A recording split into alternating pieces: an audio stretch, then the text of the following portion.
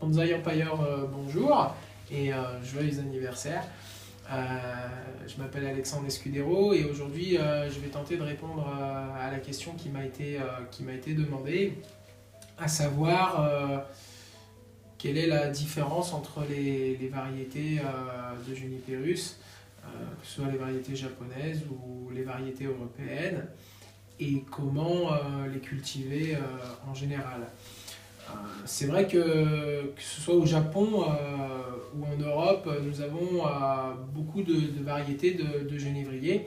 On les différencie de par leur feuillage, mais finalement on se rend compte que très peu de ces variétés sont utilisées pour le travail du bonsaï.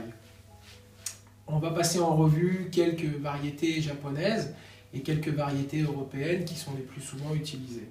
Au Japon, nous avons la variété de type Ito-Igawa qui possède un feuillage très court, fin et qui densifie très rapidement.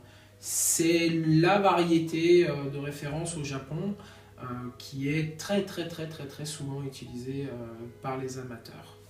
Après, vous avez aussi une autre variété intéressante qui s'appelle la variété Kyushu, qui vient du sud du Japon, dont une île porte ce nom. La variété Kyushu pourrait s'apparenter à la variété Ito-Igawa, mais avec un port un petit peu plus allongé et un feuillage un petit peu plus grossier. Mais c'est une variété qui donne de bons résultats de densification et de tenue après le travail. Vous avez aussi une autre variété qui s'appelle le Rigida. Alors là, nous sommes sur un feuillage à aiguille, très différent des autres feuillages à écailles. Une partie des amateurs aiment cette variété. Et une autre partie des amateurs ne veulent pas la travailler car quand vous travaillez sur le feuillage du Rigida avec les aiguilles piquantes, c'est assez désagréable. Son entretien est long et doit être réalisé à la bonne période si on veut des résultats satisfaisants avec ce feuillage. Une autre variété que nous avons aussi souvent rencontrée au Japon, c'est la variété de Tohoku, qui est souvent destiné à de grands arbres. Son feuillage qui est plus long, mais qui donne aussi de bons résultats de densification. Mais c'est vrai que je pense qu'il est en meilleur accord avec des arbres de plus de 70-80 cm. Voilà. Donc c'est vrai que le Tohoku, c'est un feuillage destiné aux grands arbres. En Europe aussi, nous avons plusieurs espèces de genévriers. Ces dernières années, on a pu se rendre compte que la variété Sabina rastrera a été très publicitée par les amateurs. C'est vrai que son feuillage est de bonne qualité. On pourrait dire qu'il s'apparente à celui de l'Ito-Igawa, entre l'Ito-Igawa et le Kyushu japonais, avec un port compact, assez fin. Finalement, ça s'avère être un bon feuillage pour ce type de genévrier et permettre un bon travail et un bon résultat sur le long terme au niveau de densification.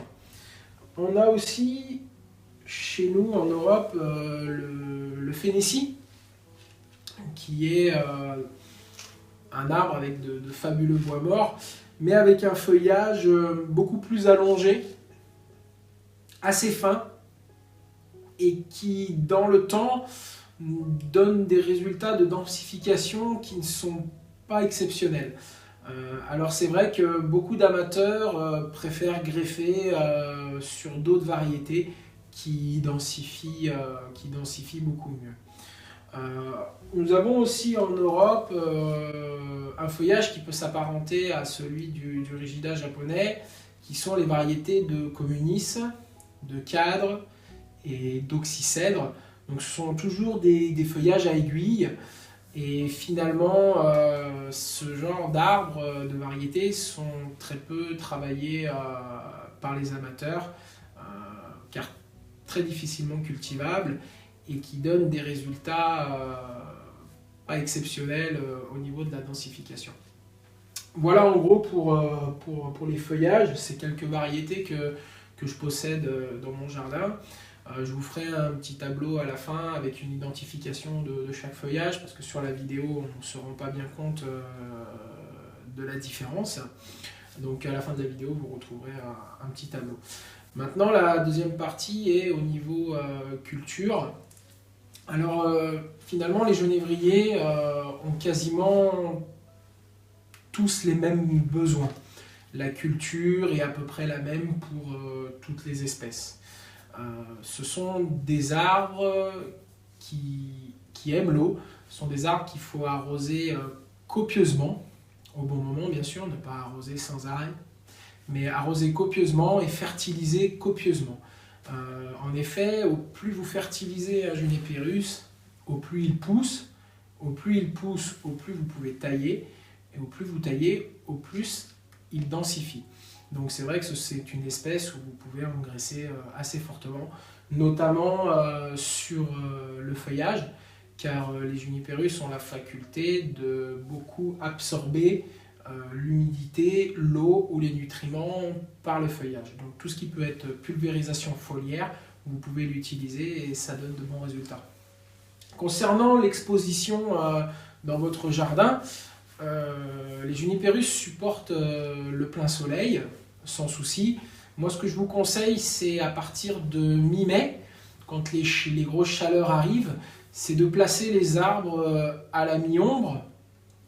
De ce fait, vous aurez de meilleurs résultats sur la pousse des arbres et vous pourrez tailler plus et densifier encore plus. Si vous laissez vos Juniperus tout le temps au plein soleil pendant les grosses chaleurs estivales, ils vont vite bloquer leur pousse, ils vont stagner et simplement ils recommenceront à pousser en septembre. Donc moi, ce que je fais chez moi, c'est que j'ai plutôt tendance à mettre tous les genévriers à la mi-ombre à partir de début mai et au plus tard mi-mai. Concernant le substrat, j'utilise l'Akadama à hauteur de 70% et 30% de pomitch. L'avantage de l'Akadama, c'est qu'il y a un pouvoir rétenteur des nutriments assez important. Et l'incorporation de la pomitch va permettre d'assurer un substrat drainant sur le long terme. Parce que l'Akadama se délite un petit peu, mais la pomitch, elle, ne se délite pas. De ce fait, vous pouvez conserver votre arbre dans ce mélange de substrat plus longtemps. Donc, moi, je trouve que ça donne des résultats assez intéressants. En gros, voilà, sur la culture, ce qu'il faut savoir en général sur les genévriers.